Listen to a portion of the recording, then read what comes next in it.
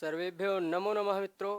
मैं संपूर्णानंद शास्त्री आप लोगों का इस प्रबल एकेडमी में संस्कृत विषय के लिए हार्दिक बधाई एवं शुभकामनाएं देता हूं।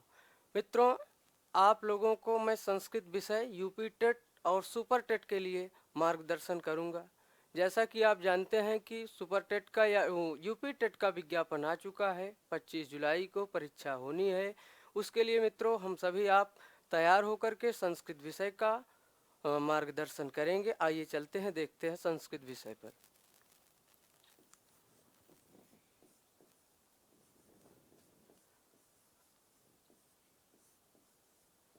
सबसे पहले मित्रों आप जानेंगे कि संस्कृत शब्द से ही प्रश्न की शुरुआत हो जाती है। संस्कृत शब्द किस प्रकृति और प्रत्यय से बना है?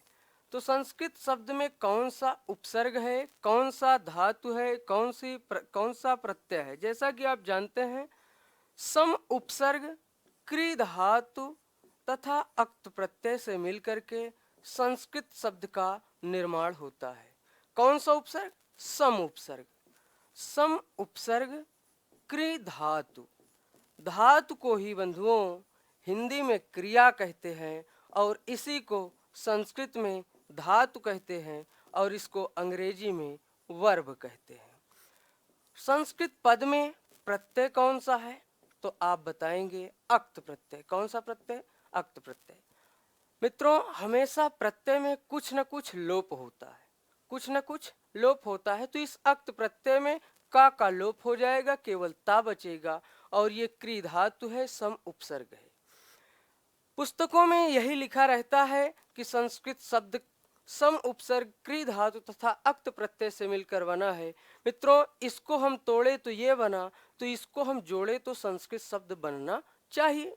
तो इसको हम जरा एक बार देखते हैं। लिख लीजिए सम उपसर्ग क्री धातु और अक्त प्रत्यय। इसके बाद चलते हैं इस संस्कृत शब्द को जो तोड़े हैं, इसका विन्यास किए हैं, इसको जब जोड़े तो संस्कृत शब्द कैसे बनता है। आइए देखते हैं। आपने देखा था सम उपसर्ग था, सम उपसर्ग था, क्री धातु थी और कौन सा प्रत्यय था? अक्त प्रत्यय। एक सूत्र आता है महर्षि पाणिनि के यहाँ, महर्षि पाणिनि के यहाँ एक सूत्र आया है सम परिभ्याम करोतो भूषणे। क्या है मित्रों? सम परिभ्याम करोतो भूषणे। सम परिभ्याम करोतो भूषणे। इस सूत्र से मित्रों सुट का आगम होता है। किसका आगम होता है? सुट का। भूषणे सूत्र से सुट का आगम होता है। आप जानते हैं आगम क्या होता है? सबसे पहले जान लीजिए आगम। 2018 में पूछा था आगम क्या होता है और आदेश क्या होता है। मित्रों आगम जो होता है सदैव जैसे कोई भी वर्ण के बाद कोई वर्ण आए और किसी का व्यवधान न हो, वो भी आकर के वहां पर सम्मिलित हो जाए अर्थात जुड़ जाए, योग हो जाए, उसको आगम कहते हैं। लेकिन मित्रों आदेश इसका जस्ट विपरीत है, उल्टा है भैया, कि कोई वर्ण आता है तो किसी एक को हटना पड़े, वही आदेश है। जैसे इको यण सूत्र में आप देखेंगे यण संधि में वहां पर ई के स्थान पर या हो जाता है, उ के स्थान पर वा हो जाता है, री के स्थान पर रा तथा ल के स्थान पर ला, वो आदेश हो जाता है। ई के स्थान पर जो होता है, स्थानीय के स्थान पर जो हो जाता है, वो क्या होता है? आदेश होता है। तो एक सूत्र ही है मित्रों, आगमः मित्रवत, आगमः मित्रवत, आदेशः शत्रुवत, आदेशः शत्रुवत। आगमः मित्रवत, आदेशः शत्रुवत। मित्रों इसका हिंदी अर्थ होगा आगम जो होता है मित्र के समान होता है और आदेश जो होता है शत्रु के समान होता है। अर्थात आगम में कोई दो मित्र बैठे हैं, एक मित्र और आकर के बैठ गया, वो आगम हुआ। लेकिन किसी के आने पर किसी को हटना पड़े, आदेश हो जाए, किसी को हटना पड़े, उसी को आदेश कहते हैं। तो वर्णों में भी आगम होता है। तो यहाँ पर जो ये सूत्र है संपरिभ्याम करोतो भूषणे सूत्र, ये आगम करता है। किसका आगम करता है मित्रों? सुट का आगम करता है। और सुट सुट को अगर हम वार्लिक विन्यास करेंगे मित्रों तो ये बनेगा सु।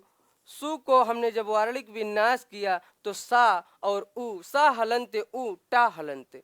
मित्रों इस सुट में टकार की हलंत्यम सूत्र से, टकार की हलंत्यम सूत्र से इत संज्ञा, टकार की हलंत्यम सूत्र से इत संज्ञा तथा उकार की उपदेशे अजनुनासिक एक सूत्र है मित्रों। उपदेशे अजनुनासिक सूत्र कहता है कि उपदेश की अवस्था में अच की इत संज्ञा हो जाती है। इत संज्ञा होकर के इसका एक सूत्र इसके बाद आता है तस्य लोपः। तस्य लोपः सूत्र कहता है कि इत का क्या हो जाता है, लोप हो जाता है। तस्य लोपः सूत्र कहता है इत का लोप हो जाता है। तो संपरिभ्याम करो तो भूषणे सूत्र का अर्थ यह है मित्रों, यहाँ पर ध्यान दीजिए, ये सम महलंत है, माँ अर्ध अक्षर है तो इसको हम अलग से लिखेंगे तो महलंत क्या बना, सम। यहाँ पर परिभ्याम है, ये परि है। ये विभक्ति भ्याम जो है जैसे बालका भ्याम, मुनि भ्याम, हरि भ्याम इत्यादि होता है, उसी प्रकार ये विभक्ति बनाने के लिए आया है। तो सम मूल शब्द है सम और परि। सम और परि क्या है मित्रों, उपसर्ग है। उसके बाद करो तो जो है क्री धातु है। भूषणे का अर्थ होता है उत्कर्ष या चमत्कारिता, उत्कर्ष या चमत्कारिता इत्यादि के अर्थ में। जब भूषण या सुंदरता के अर्थ में, चमत्कार के अर्थ में, शोभादायक के अर्थ में ये आता है, क्री धातु के पहले सम उपसर्ग हो या परि उपसर्ग होता है तो वहां पर सुट का आगम होता है। किसका आगम होता है, सुट का। और मित्रों यहाँ पर हमने आपको करके बताया है सुट में शेष क्या बचता है, सा। सुट में क्या शेष बचता है, सा। और उस सा का आगम कहाँ होगा मित्रों, यहाँ पर ध्यान दीजिए, आगम होगा। किसका आगम होगा, किसका आगम होगा, सुट का आगम।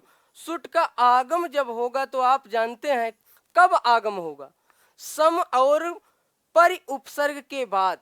या तो क्री धातु, क्री धातु के पहले सम और परि उपसर्ग रहता है तो उस क्री धातु के पहले सुट का आगम होगा। तो यहाँ पर देखिए क्री धातु के पहले सम उपसर्ग आया है, सम उपसर्ग आया है तो सुट में किसका आगम होगा, सा का।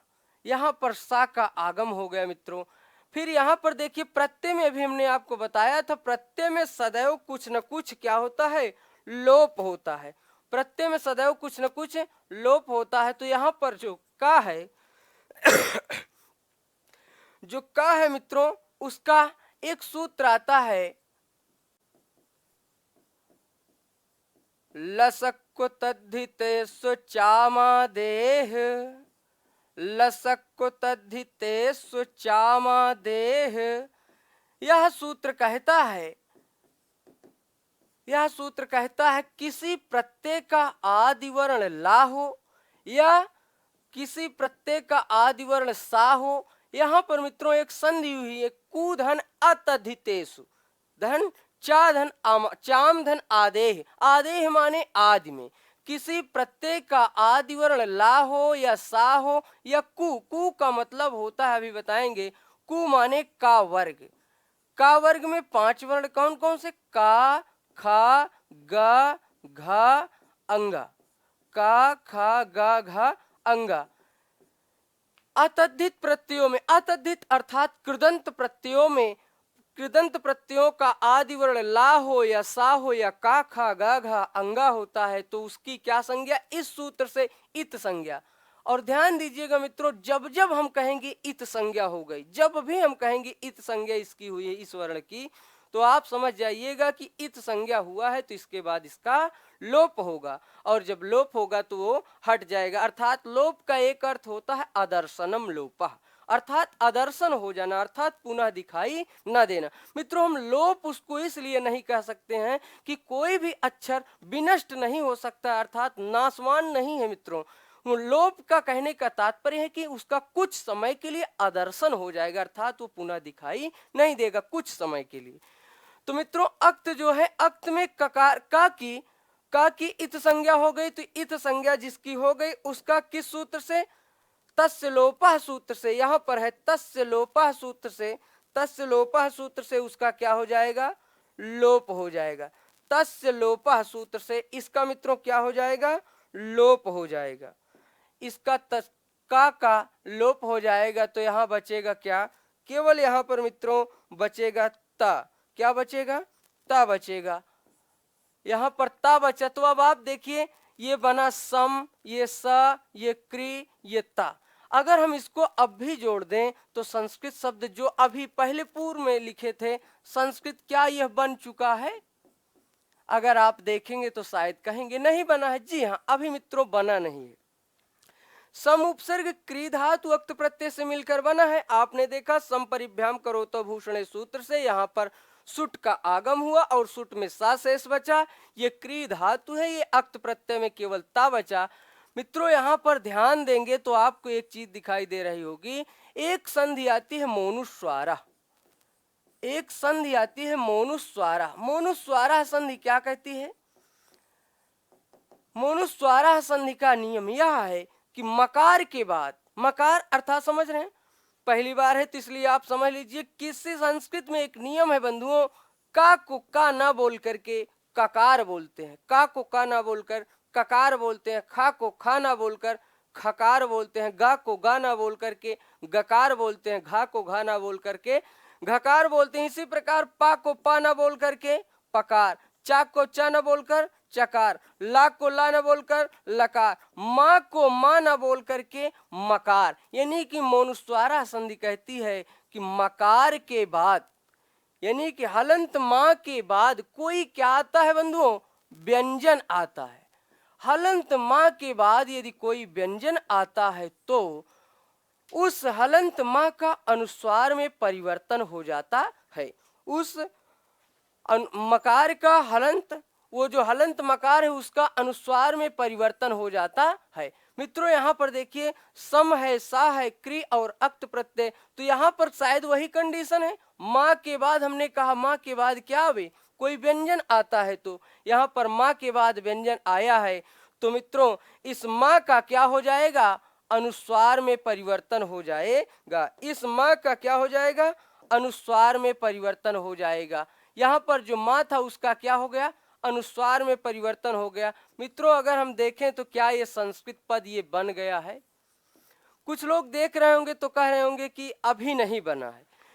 एक नियम है, आप जानते हैं कि कोई भी व्यंजन यदि हलंत है तो हलंत ने उसके बाद यदि स्वर नहीं है तो उसका अर्ध रूप लिखा जाता है, अर्ध अक्षर लिखा जाता है। ये सा हलंत है, उसके बाद कोई स्वर नहीं है तो मित्रों ये सन हो गया। ये जो है सा, इसको अर्ध अक्षर लिख देंगे, बना क्या?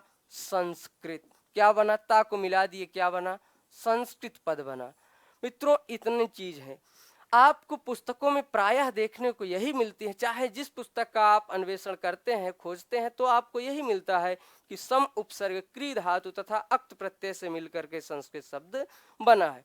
लेकिन मित्रों गहराई में जब आप जाएंगे, समझेंगे, तो ये चीजें इस सूत्र से सम परिभ्याम करो तो भूषणे सूत्र से सुट का आगम होता है।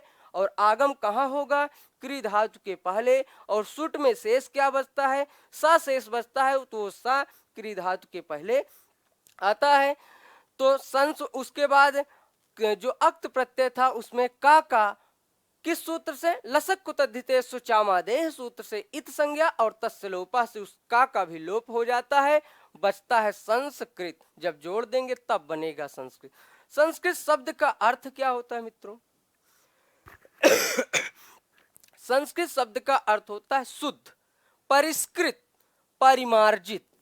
ऐसी भाषा जो पूर्णतः शुद्ध है, परिमार्जित है। क्या है मित्रों? परिमार्जित है। और क्या है?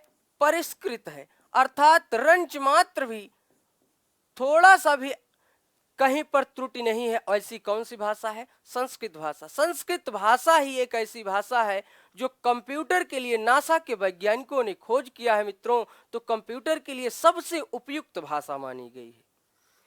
क्योंकि संस्कृत एक ऐसी भाषा है जिसमें जो बोला जाएगा वही लिखा जाएगा, जो लिखा जाएगा वही पढ़ा जाएगा मित्रों। अंग्रेजी में ऐसा नियम नहीं है। अंग्रेजी में कभी कभी आप देखते हैं लिखा रहता है WALK, वहां कभी कभी यल साइलेंट होता है, कहीं कहीं टी साइलेंट हो जाता है। जैसे आप देखते हैं मित्रों वॉच, इसको क्या बोलते हैं? वॉच। लेकिन वॉच यहाँ पर टी वर्ण लिखा है, टी का उच्चारण नहीं हो रहा है। वो अगर टी का उच्चारण करें तो क्या पढ़ा जाएगा, वाटच। और यहाँ पर अगर वाक का उच्चारण करें, सही से यल का उच्चारण करें तो क्या पढ़ा जाएगा, वाल्क। लेकिन ऐसा नहीं है, संस्कृत में मित्रों जो लिखा जाएगा वही पढ़ा जाएगा। इसलिए नासा के जो वैज्ञानिकों ने खोज किया, ये पाया कि कंप्यूटर के लिए सबसे उपयुक्त ध्वनि जो कीबोर्ड है, जिससे प्रयोग करते हैं, लेखन कार्य करते हैं, उसमें सबसे उपयुक्त भाषा संस्कृत पाई गई है। तो इसलिए मित्रों ऐसा ये भारत का दुर्भाग्य है। आप लोगों को तो पता है कि शायद यूपी टेट और सुपर टेट में संस्कृत का सब्जेक्ट न होता तो आप लोग भी इससे बहुत दूर रहते, ऐसा मेरा अनुमान है। संस्कृत आप भार बन करके पढ़ रहे हैं मित्रों, शायद ईश्वर की कृपा बनी रही, माँ भगवती वीणा पाण की कृपा बनी रही आप लोगों के ऊपर भी, तो संस्कृत ऐसा आप समझेंगे कि भार नहीं, एकदम हंसते हुए, खेलते हुए, हंसते हुए ऐसा समझ जाएंगे कि पता ही नहीं लगेगा कि मैं संस्कृत कब में सीख लिया। मित्रों आइए देखते हैं, एक बार पुनः देख लेते हैं, हम रिवीजन कर लेते हैं। संस्कृत शब्द किससे मिलकर बना था, संस्कृत शब्द किससे मिलकर के बना था, सम उपसर्ग, क्री धातु और अक्त प्रत्यय। यहां पर देखिए मित्रों, सम संस्कृत शब्द किताबों में आपको ऐसा लिखा मिलेगा, सम उपसर्ग, कौन सा उपसर्ग, सम उपसर्ग, क्री धातु, अक्त प्रत्यय।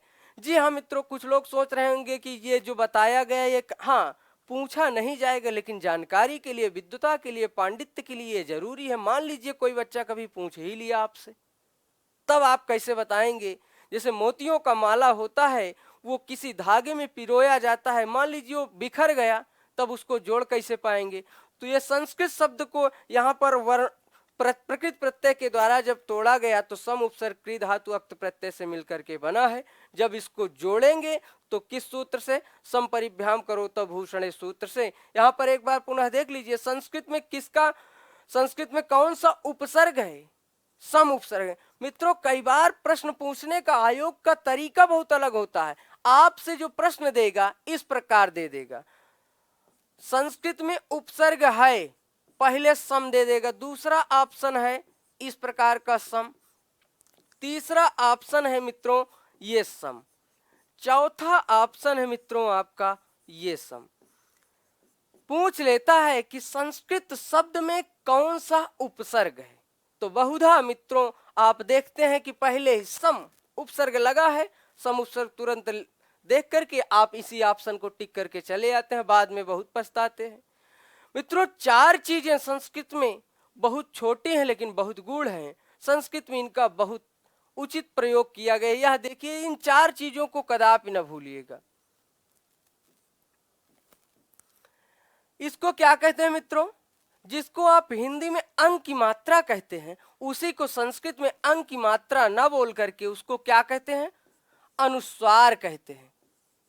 क्या कहते हैं, अनुस्वार। जिसको आप आहा की मात्रा कहते थे, उसको आहा की मात्रा ना कह करके उसको अब आप क्या बोलेंगे, विसर्ग।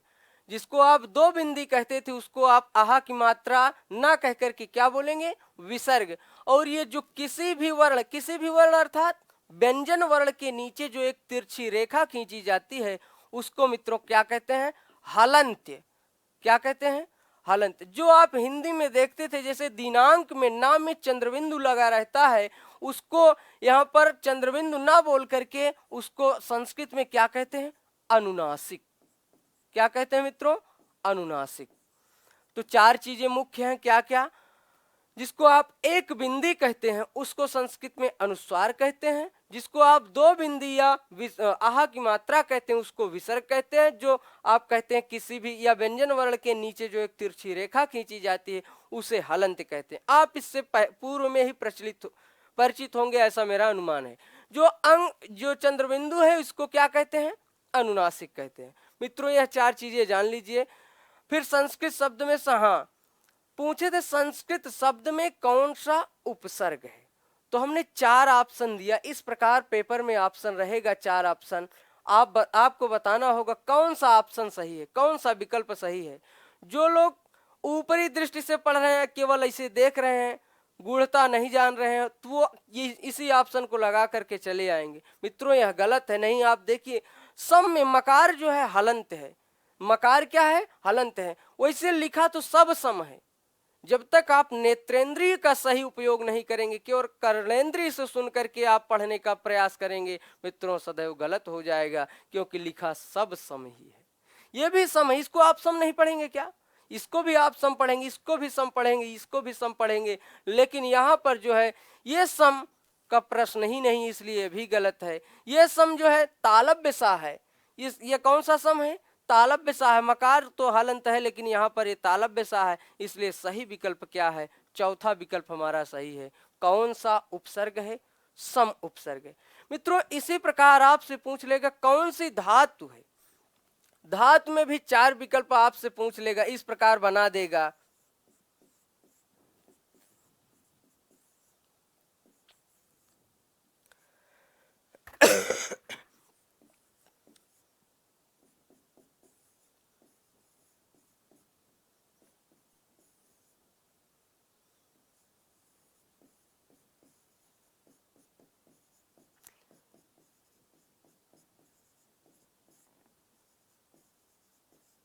मित्रों पूछेगा संस्कृत पद में कौन सी धातु है, और विकल्प आपके पास यही 4 हैं।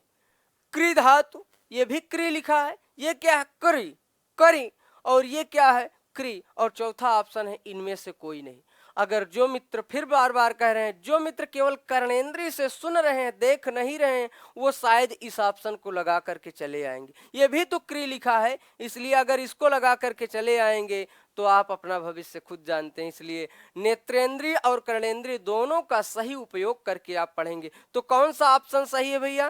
क्री धातु। कौन सी धातु है? क्री धातु। अच्छा, कुछ मित्र इस पर भी चर्चा कर रहे होंगे कि ठीक है, ये संस्कृत शब्द तो है समुपसर्ग क्री धातु अक्त प्रत्यय, लेकिन ये क्री में जो करणी है इसका प्रयोग कैसे आ गए? तो गणित में दिखता है। तो बंधुओं, आप जब व्याकरण की मूल किताबों को, पूर्व की किताबों को आप पढ़ेंगे, पुरानी किताबों को पढ़ेंगे, तो वहां पर जितनी भी धातुएं हैं उनको करणी के रूप में दर्शाया जाता है। अर्थात जहां पर यह प्रतीक लगाया रहे तो आप बिना कुछ बताए आप समझ लीजिए वो धातु है। धातु अर्थात क्रिया, जिसको अंग्रेजी में क्या कहते हैं मित्रों?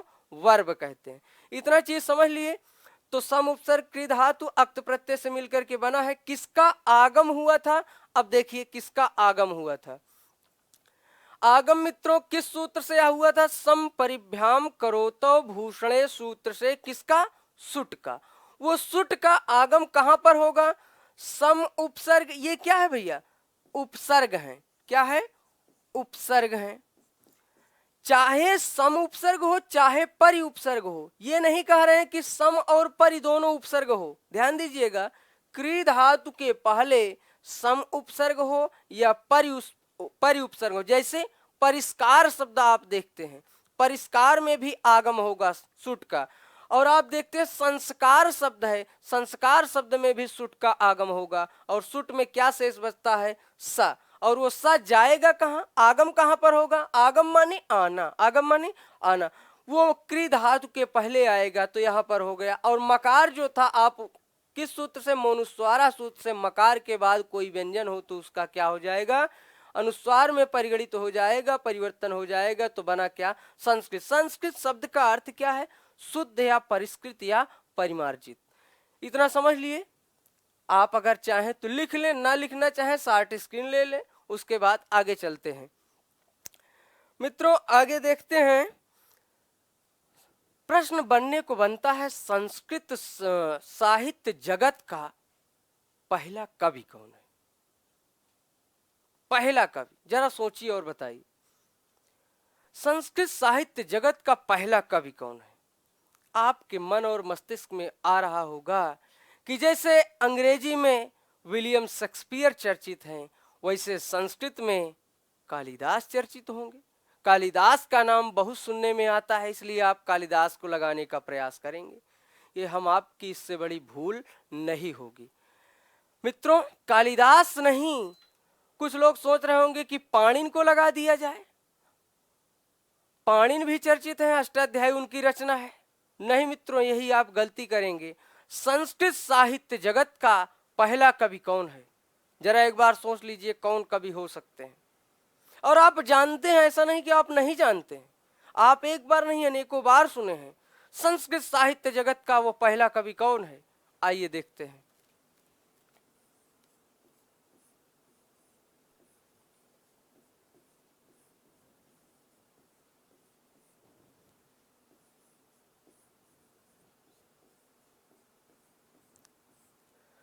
संस्कृत साहित्य जगत का वो पहला कवि कौन है? महर्षि वाल्मीकि। महर्षि वाल्मीकि संस्कृत साहित्य जगत के पहले कवि हैं। और एक प्रश्न और पूछता हूं, अगर आप लोग बताइएगा, संस्कृत साहित्य जगत की पहली रचना कौन है? रचना माने जाने कृति, कृति माने रचना। वो संस्कृत साहित्य जगत में ऐसी कौन रचना है जो सर्वप्रथम लिखी गई? और यह यूपी टेट में एक नहीं कई बार पूछा है मित्रों। यूपी टेट, एमपी टेट में कई बार यह प्रश्न पूछा है, संस्कृत साहित्य जगत की वो पहली रचना, पहली रचना को, प्रथम रचना को मित्रों एक बार यह कह करके दे दिया था कि संस्कृत साहित्य जगत की, संस्कृत साहित्य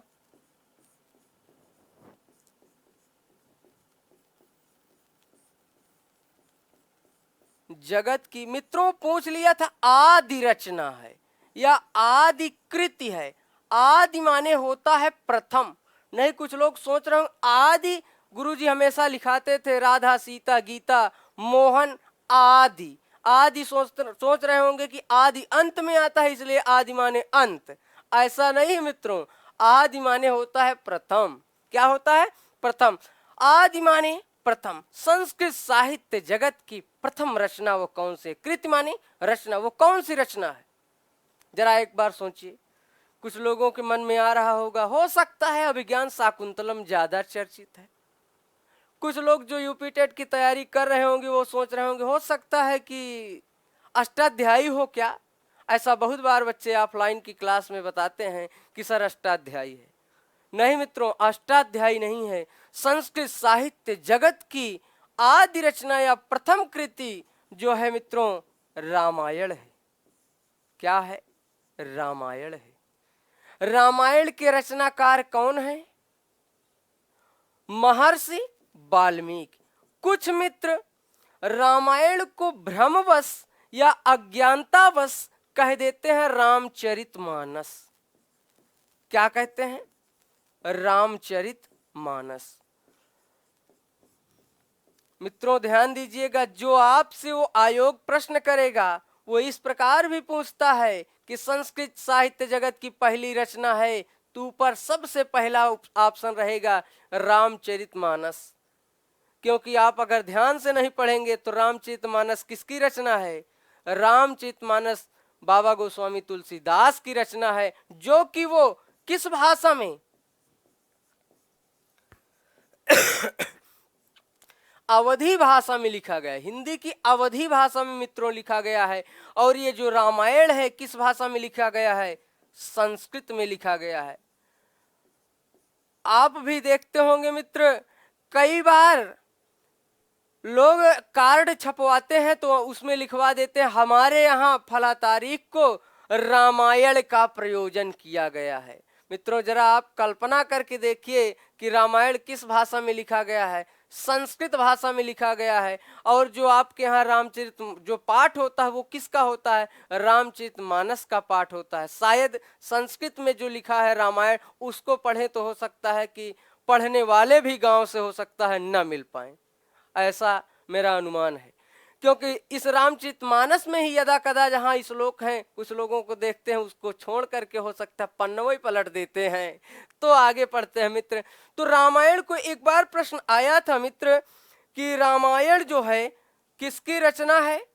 तो आप बताएंगे रामायण जो है किसकी रचना है? महर्षि वाल्मीकि की। किसकी?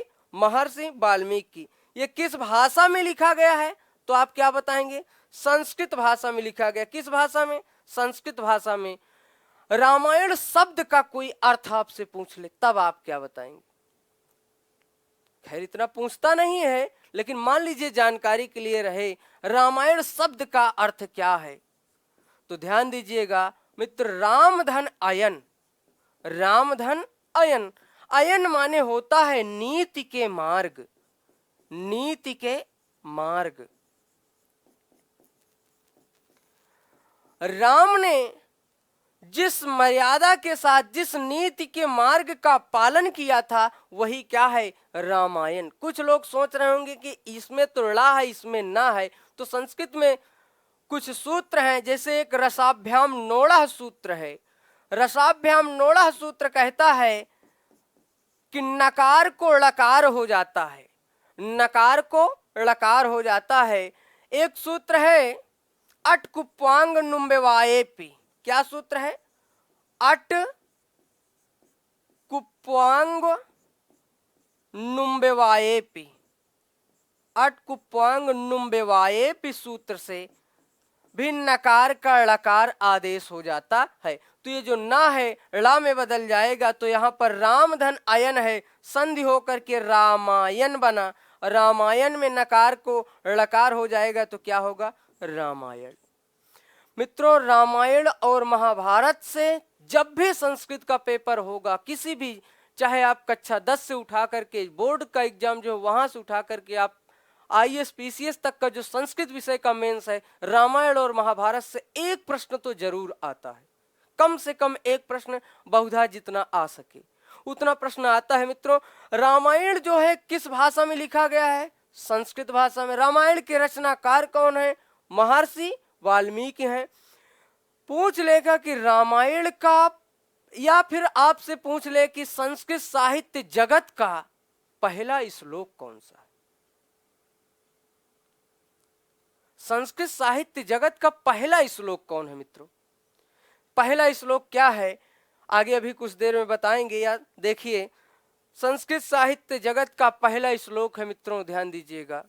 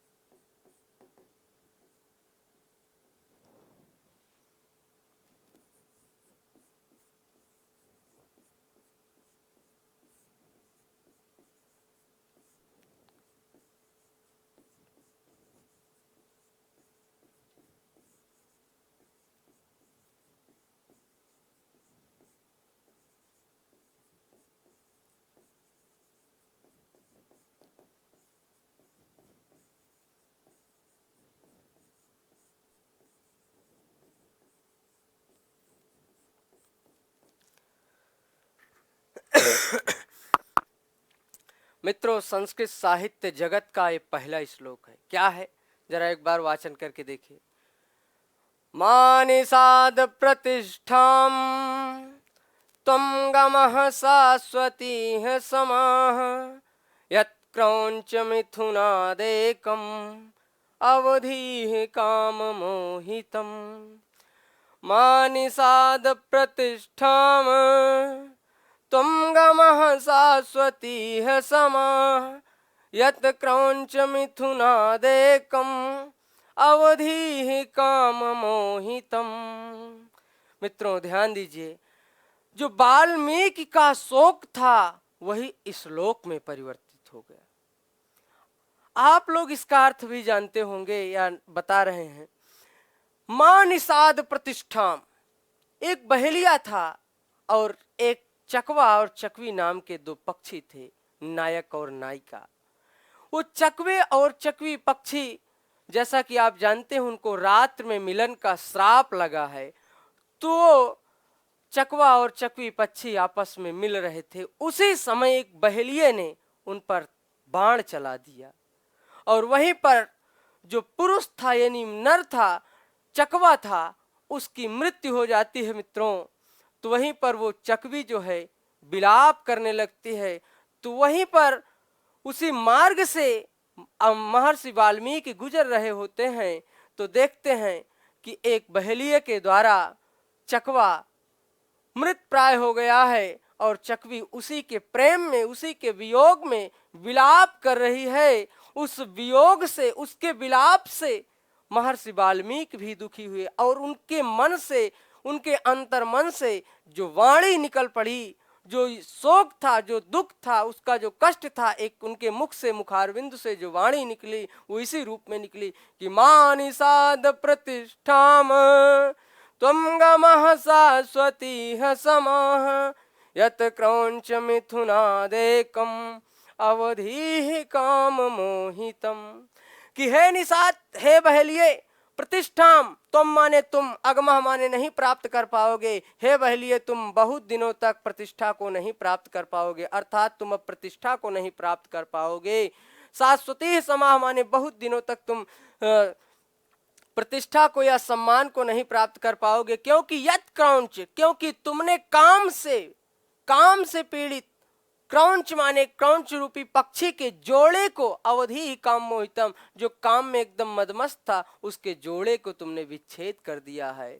तो इसलिए तुम कभी भी समाज में प्रतिष्ठा को नहीं प्राप्त कर पाओगे, सम्मान को नहीं प्राप्त कर पाओगे।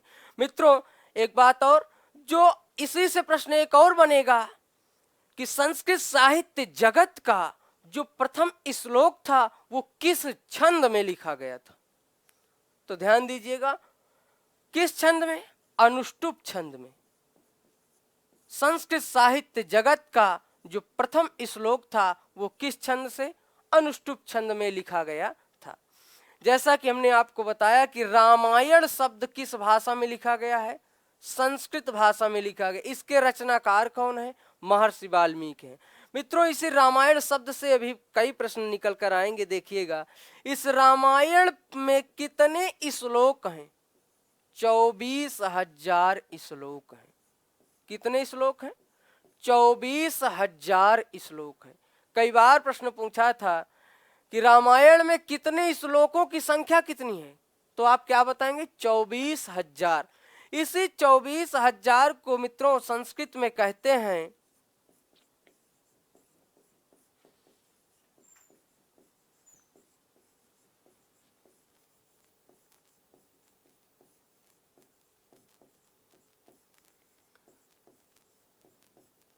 एक बार यही प्रश्न करके आ गया था, यूपी टेट में 2014 में आया था। पूछा था चतुर्विंशति सहस्र संहिता की योग से कौन सा ग्रंथ जाना जाता है? चतुर्विंशति सहस्र संहिता के नाम से कौन सा ग्रंथ जाना जाता है? तो मित्रों, जब इसका अर्थ आपको पता होगा तभी आप बताएंगे, नहीं तो ऑप्शन था महाभारत, रामायण, अभिज्ञान शाकुंतलम, कादंबरी। आप किसको लगाएंगे? तो इसका अर्थ जब इसको हम तोड़ेंगे मित्रों तो ये बनेगा क्या? ये चतुर है। क्या है? यहाँ पर तो विच्छेद करेंगे वार्णिक विन्यास तो बनेगा चतुर। चतुर में ध्यान दीजिएगा, अगर ये रा में हलंत नहीं लगाएंगे तो चतुर हो जाएगा चालाक, अर्थात होशियार, अर्थात क्लेवर, जो अंग्रेजी में कहते हैं क्या? क्लेवर। तो चतुर माने 4। यहाँ पर देखिए विंशति है। क्या है?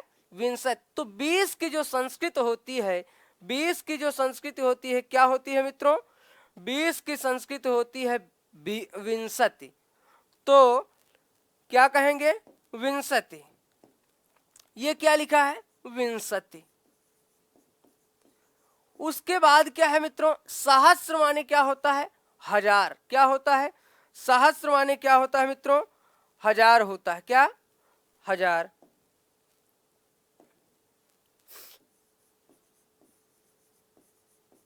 संहिता माने संहिता या योग। संहिता माने योग। चतुर माने मित्रों क्या होता है? 4। विंशति माने क्या होता है? 20। सहस्र माने क्या होता है? हजार। संहिता माने योग।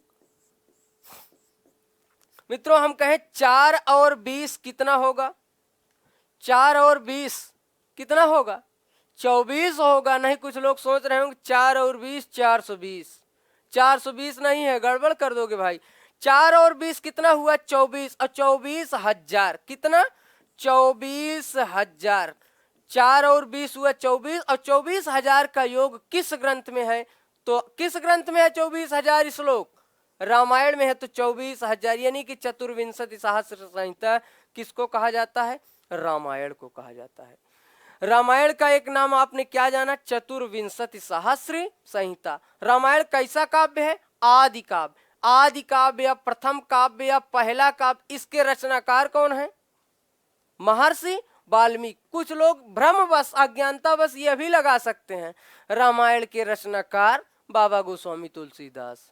ऐसा नहीं मित्रों, रामायण के रचनाकार कौन है? महर्षि वाल्मीकि। देखते हैं इसी रामायण शब्द में और प्रश्न छिपे हैं मित्रों। पूछ लेता है रामायण किसमें बटा है? खंडों में, कांडों में, अंकों में। तो रामायण एक विशाल महाकाव्य भी है। रामायण में 550 सर्ग से ऊपर है। किसने? बहुत विद्वान, कुछ विद्वान 655 सर्ग भी मानते हैं, लेकिन प्रायशः विद्वानों का मत यह है कि 550 सर्ग से ऊपर है। रामायण किसमें बटा है भैया? कांडों में। किसमें? कांडों में। रामायण में कितने कांड हैं? नहीं, ठीक है, हम बताएंगे सर। रामायण में कितने कांड हैं मित्रों? रामायण में 7 कांड हैं। रामायण में कितने कांड हैं? 7 कांड हैं। एक बार मित्रों 2018 में यूजीसी नेट का जो पेपर होता है उसमें पूछा था कि रामायण के कांडों को दे दिया था और कहा था सही क्रम में क्या है, उसका क्रम बताने के लिए पूछ लिया था। रामायण में कितने कांड हैं? 7 कांड हैं। कौन कौन से? सबसे पहला कांड कौन है भैया? बाल कांड। कौन सा कांड? बाल कांड। सबसे अंतिम कांड जो है उसको उत्तर कांड कहते हैं। कौन सा कांड? उत्तर कांड। पहला कांड क्या है? बाल कांड। उसके बाद दूसरा कांड क्या है? अयोध्या कांड। कौन सा कांड? अयोध्या कांड। तीसरा कांड क्या है? अरण्य कांड, जिसको आप वन कहते हैं, अरण्य कांड। चौथा कांड क्या है? चौथा कांड है मित्रों, चौथा कांड है किष्किंधा कांड। कौन सा है? किष्किंधा कांड।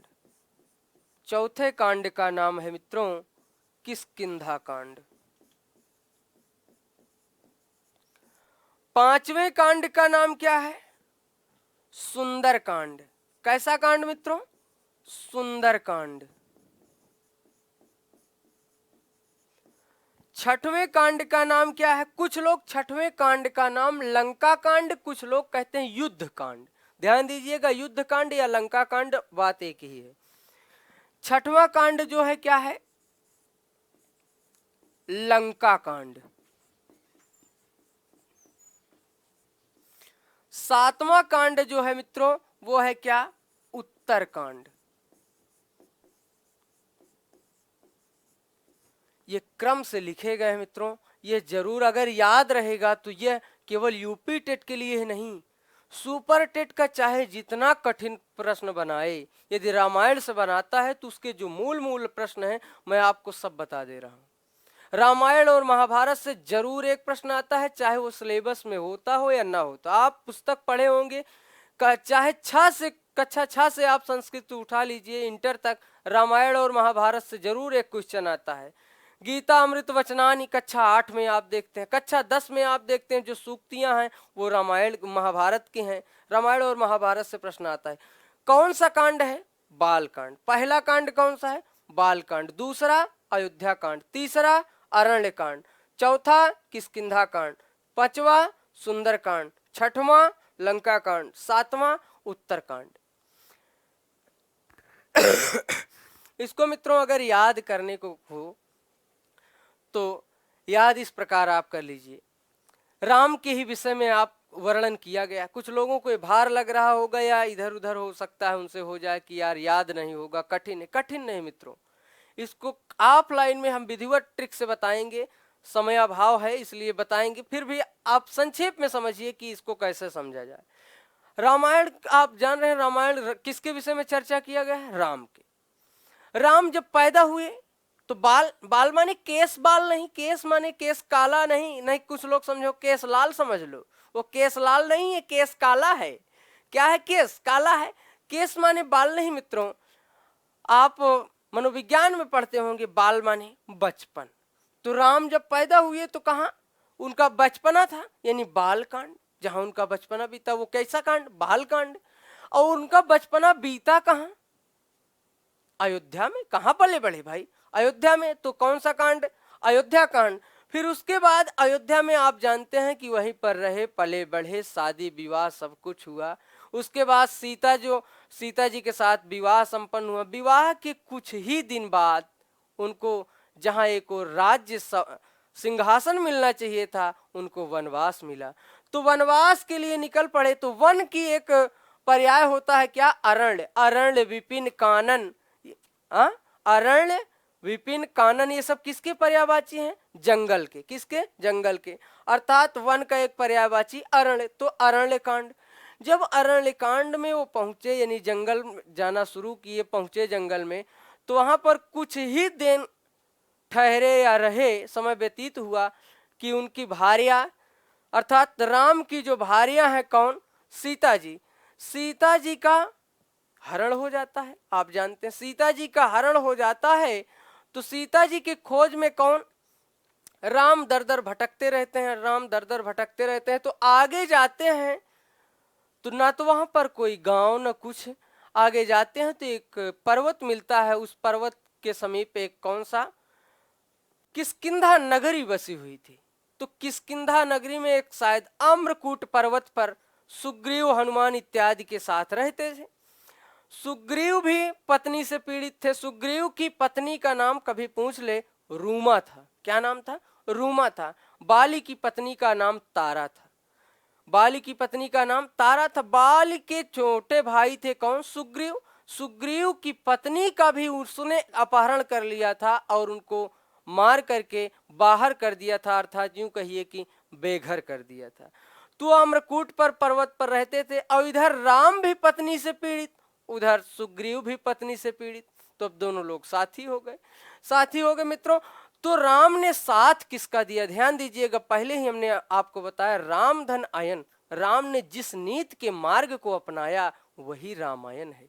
राम ने साथ किसका दिया, राम ने सुग्रीव का साथ दिया। वो चाहते तो बाली का भी साथ देते, और बाली को अगर आदेश देते तो एक बार आप कहानी सुने होंगे कि रावण को बाली ने अपने 6 महीने तक तो कांख में दाबा था। अगर उनसे कहते तो हो सकता था कि बाली जाते और सीता को 1 मिनट में लंका से वापस ला सकते थे। लेकिन राम ने साथ किसका दिया मित्रों, सत्य का साथ दिया। सत्य के मार्ग पर कौन चल रहा था, सुग्रीव। सुग्रीव का उन्होंने साथ दिया। और सुग्रीव का साथ दिया किष्किंधा नगरी। आप जानते हैं, बहुत ज्यादा कहानी बताने से कोई तात्पर्य है नहीं। फिर उनकी पत्नी मिली, उसके बाद किष्किंधा नगरी।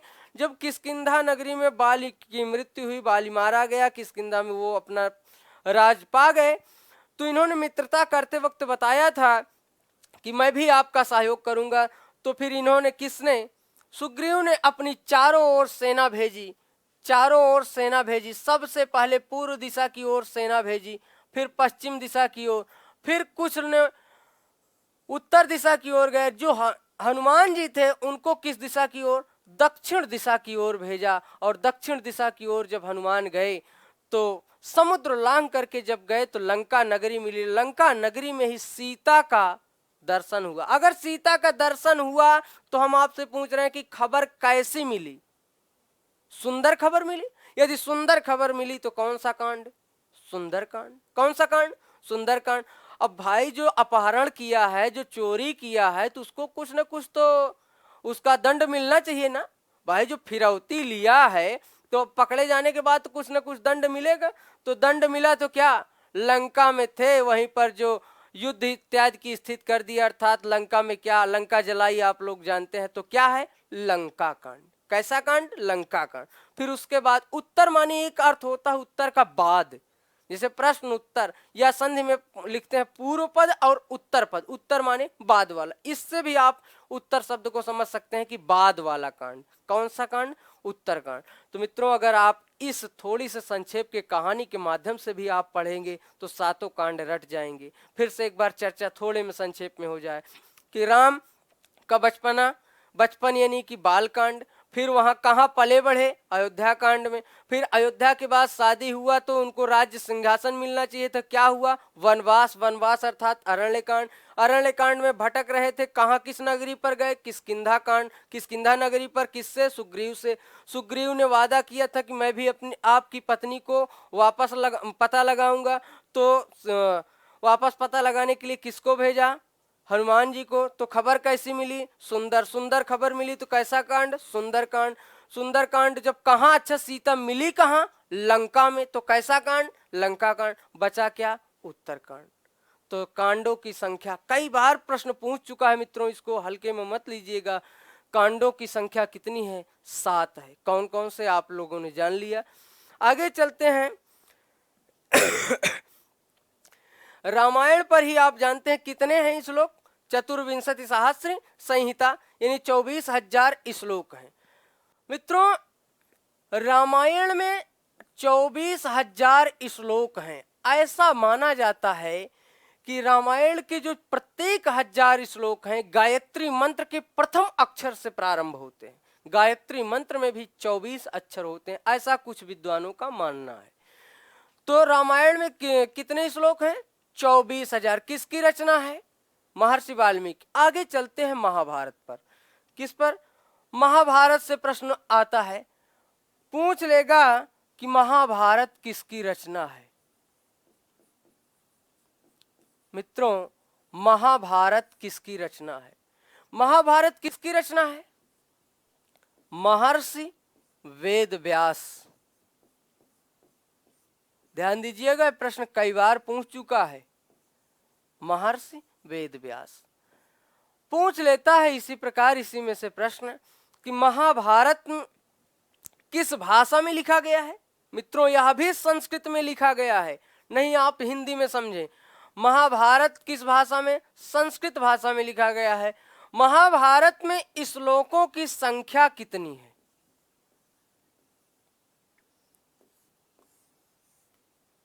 कितनी है, कितने जीरो हैं, 5 जीरो हैं। इकाई, दहाई, सैकड़ा, हजार, 10,000, लाख, यानी महाभारत में कुल श्लोकों की संख्या 1,00,000 है। कितनी है, 1,00,000। इसी 1,00,000 को एक बार प्रश्न पूछ लिया था, 1,00,000 श्लोक या 1,00,000 पूछा था, 1,00,000 श्लोक किस ग्रंथ में है, 1,00,000 श्लोक किस ग्रंथ में है। तो आप क्या बताएंगे, महाभारत। किस ग्रंथ में है, महाभारत। महाभारत के रचनाकार कौन है, महर्षि वेद व्यास। इसमें पूछता है कि महाभारत में किसमें बटा है, किसमें विभाजित किया गया है। महाभारत जो है पर्वों में बटा है। किसमें, पर्व में। कुल महाभारत में 18 पर्व हैं। विशेष आपसे पूछेगा नहीं, नहीं तो इसका कुछ ट्रिक भी बनाए हैं, बताएंगे। पहला जो है पर्व, आदि पर्व, सभा पर्व, वन पर्व, विराट पर्व, उद्योग पर्व, इस प्रकार है, आगे बताएंगे। महाभारत से भी प्रश्न एक इसी प्रकार यूपी टेट में एक बार 2013 में पूछ लिया था, सतसहस्र संहिता के नाम से कौन सा ग्रंथ प्रचलित है या जाना जाता है। क्या लिखा है, सतसहस्र संहिता। मित्रों, बात सब एक ही कर रहे हैं, 1,00,000 माने भी यही चीज, और 1,00,000 संख्या में जो दिया गया है उसका भी तात्पर्य यही। और सतसहस्र, सत माने मित्रों क्या होता है, 100, सहस्र माने 1000। अगर हम कहें 100,000, जैसे आप लिखते हैं 1,000 तो 1 लिखकर 3 जीरो, 2 लिखकर 2 जीरो, 2,000। वैसे हम कहें आपसे 100,000 तो क्या लिखेंगे, 100 लिख करके 3 जीरो। अब आप बताइए कितने हुए, 1,00,000 हुआ कि नहीं। तात्पर्य उसका यही था कि आप जानते हैं कि नहीं, सतसहस्र संहिता के नाम से कौन सा ग्रंथ जाना जाता है। तो सतसहस्र संहिता के नाम से जाना जाता है कौन सा ग्रंथ, महाभारत। महाभारत के रचनाकार कौन है, महर्षि वेद व्यास। ये मूल संस्कृत से बातें थी मित्रों।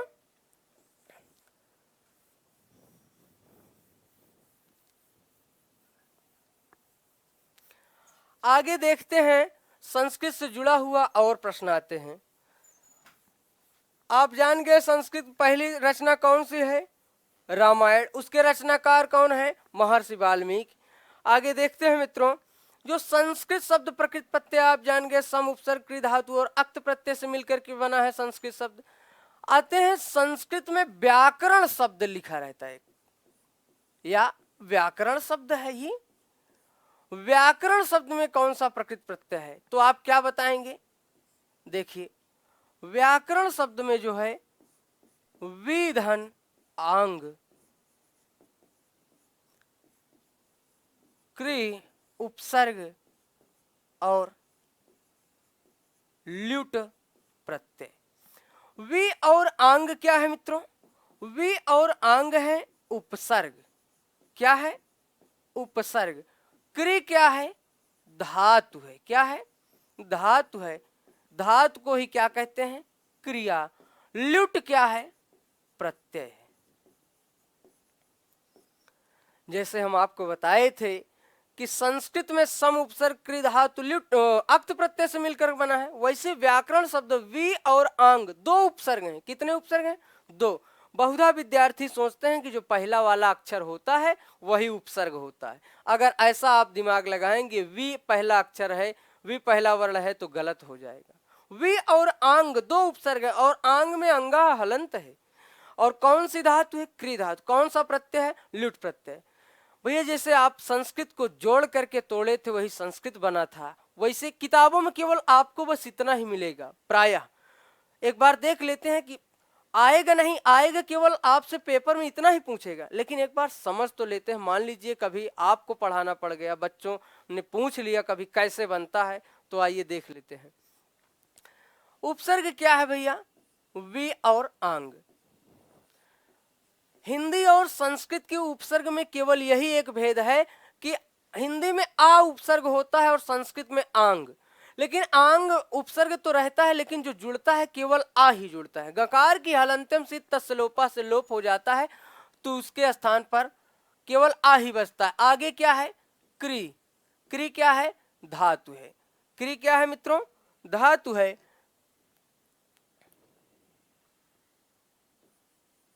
क्रि धातु है।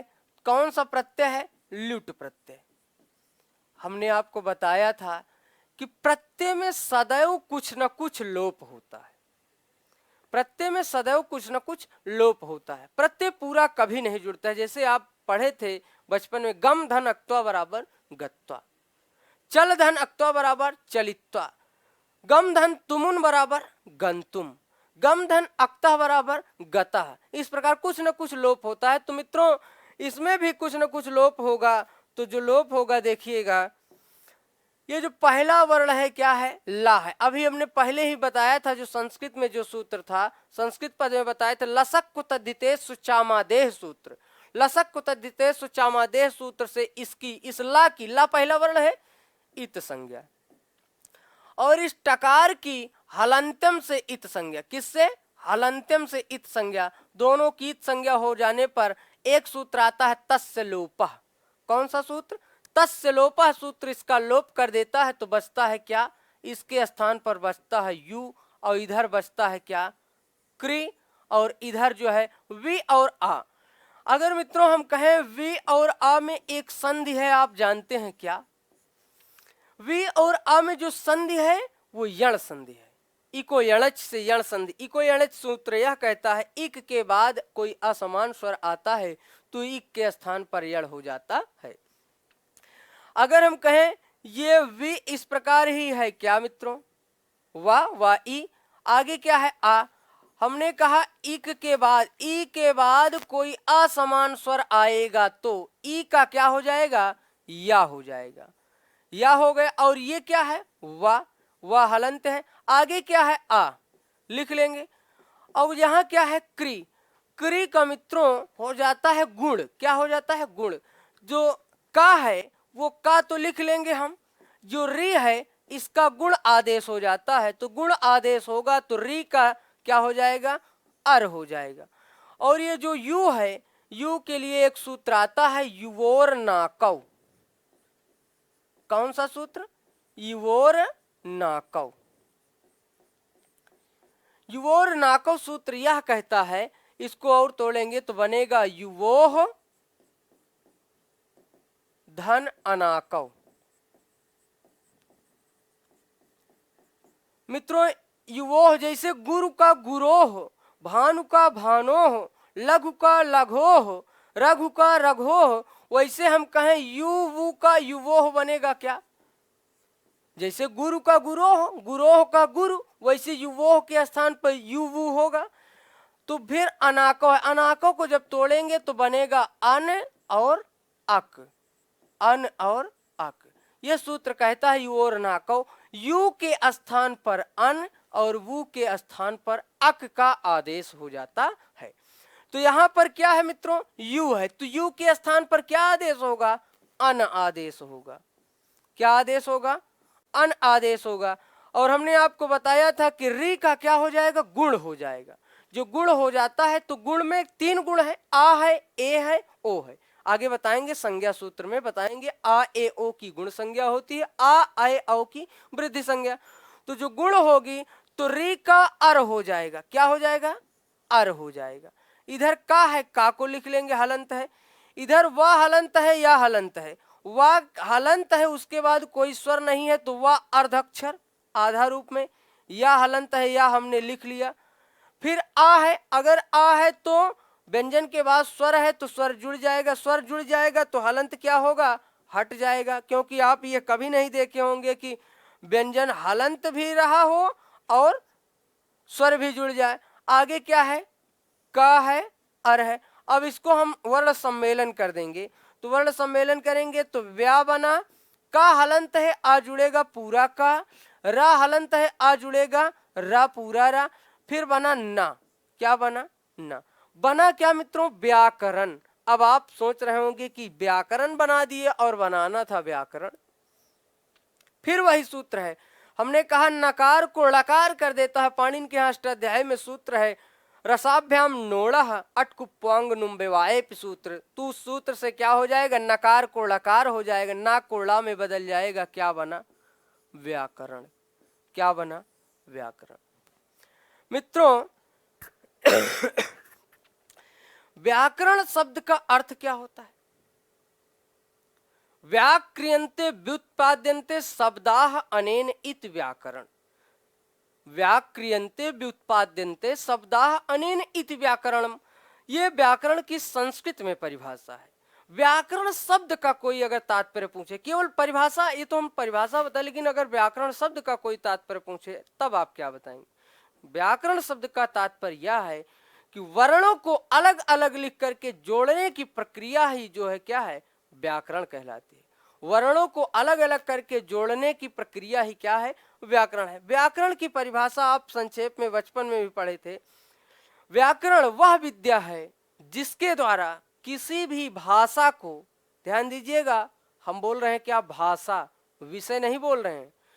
व्याकरण वह विद्या है जिसके द्वारा किसी भी भाषा को शुद्ध शुद्ध पढ़ना, लिखना तथा बोलने इत्यादि का बोध किया जाता है, या ज्ञान प्राप्त किया जाता है, या समझा जाता है, या जाना जाता है, उसे ही क्या कहते हैं? व्याकरण।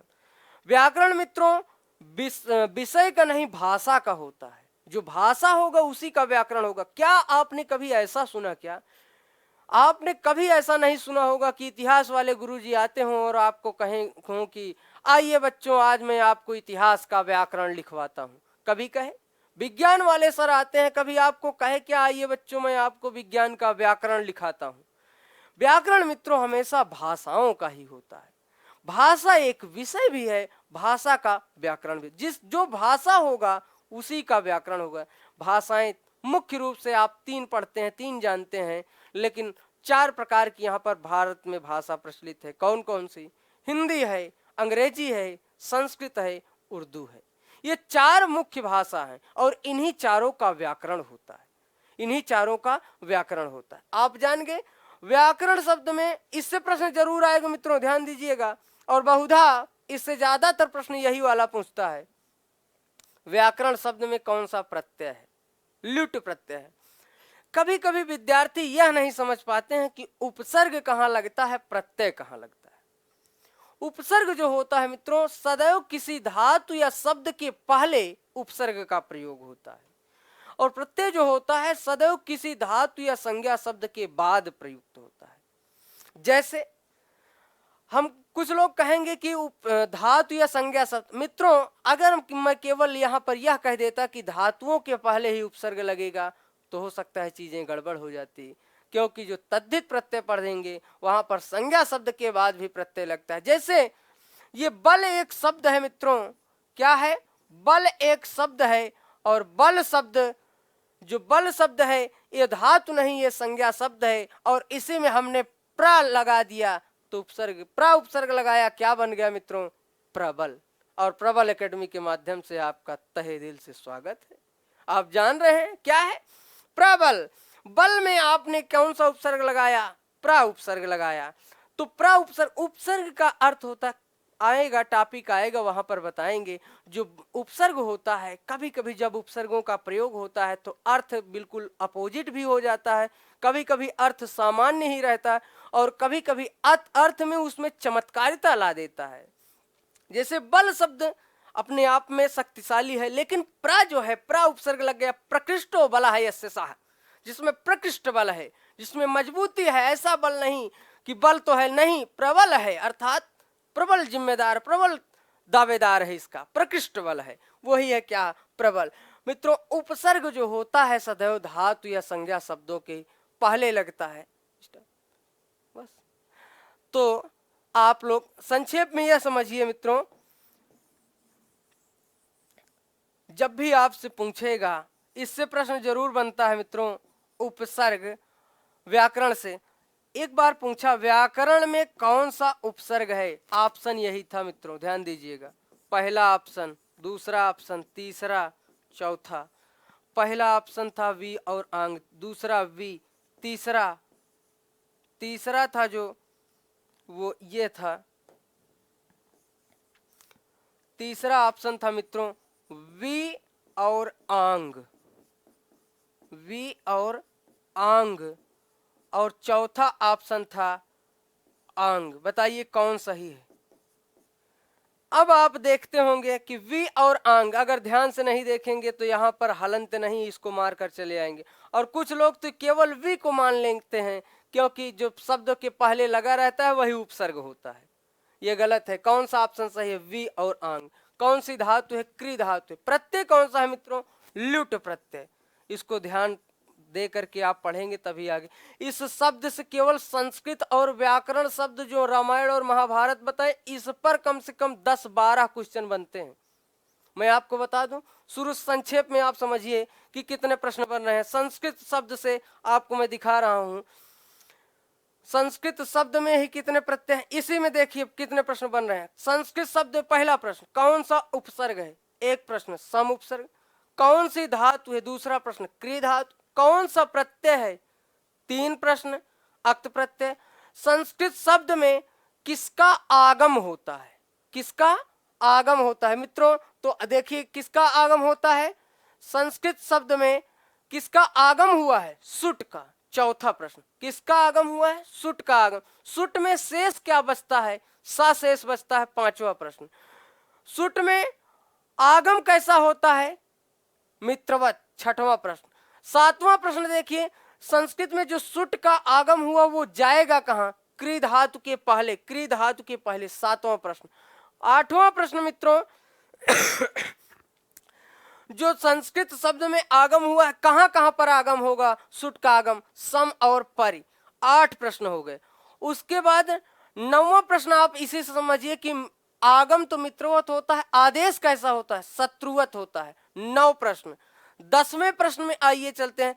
10वें प्रश्न में इसी में बताता है कि कौन सी संधि हुई है संस्कृत शब्द में, कौन सी संधि हुई है? मोनुस्वारा। केवल संस्कृत शब्द में 10 प्रश्न आपने देखा, और इससे एक प्रश्न हर बार जरूर आता है मित्रों। इसके बाद यह प्रश्न जरूरी है, ध्यान दीजिएगा। इसमें पूछेगा महर्षि वाल्मीकि संस्कृत जगत के पहले कवि कौन है? महर्षि वाल्मीकि। पहला प्रश्न। दूसरा प्रश्न, संस्कृत जगत की आदि रचना कौन सी है? रामायण। तीसरा प्रश्न, रामायण किस भाषा में लिखा गया है? संस्कृत भाषा। रामायण में कितने श्लोक हैं? 24,000। 4 प्रश्न।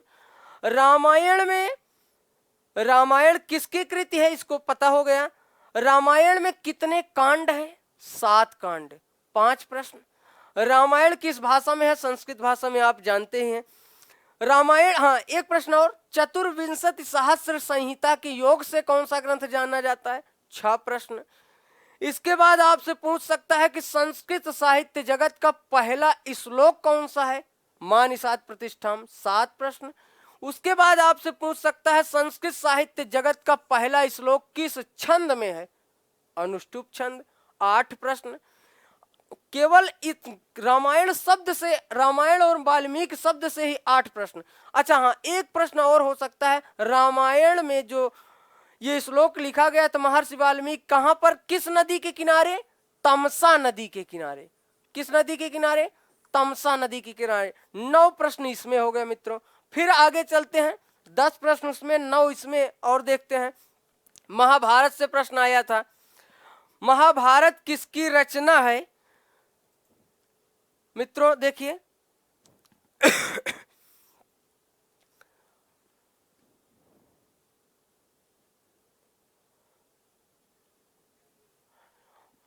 मिट गया या शायद। महाभारत जो है किसकी रचना है मित्रों, बताए थे महाभारत महर्षि वेदव्यास की है। एक प्रश्न, महर्षि वेदव्यास की रचना है, और महाभारत किस भाषा में, संस्कृत में। 2 प्रश्न। महाभारत में श्लोकों की संख्या कितनी है, 1 लाख। महाभारत में को किस क्या क्या कहा जाता है, 1 लक्ष्य श्लोक, और क्या कहा जाता है, सत सहस्र संहिता के नाम से। लगभग 4-5 प्रश्न इससे बने। 10, 9, 19, 5, 24। और व्याकरण शब्द में अभी प्रश्न बचा है। व्याकरण शब्द में कौन सा उपसर्ग है, वि और आंग। कौन सी धातु है, क्री धातु। कौन सा प्रत्यय है, लुट प्रत्यय। 3 प्रश्न इसमें बने। कितने प्रश्न, 3 प्रश्न इसमें बने। व्याकरण शब्द में 3 प्रश्न इसमें बने। आगे बताएंगे, और ये सब तो आपको जानना ही है, अगर जान लेंगे ठीक है। लेकिन मूल जो होता है यूपी टेट, सुपर टेट, यहाँ तक कि टीजीटी पीजीटी तक में केवल इतना ही पूछता है। बहुत ज्यादा पूछेगा तब पूछेगा व्याकरण के परिभाषित करिए कैसे बना। 3-4 प्रश्न इसमें, लगभग आपको 30 प्रश्न आज यहीं पर कंप्लीट हुए। आगे जब प्रश्न जो पीडीएफ बनेगा उसके बाद हम आपको प्रश्नों को हल करवाएंगे, लगभग 100 प्रश्न। आज मित्रों इतना ही, आगे फिर मिलेंगे, पुनः मिलापा। धन्यवाद।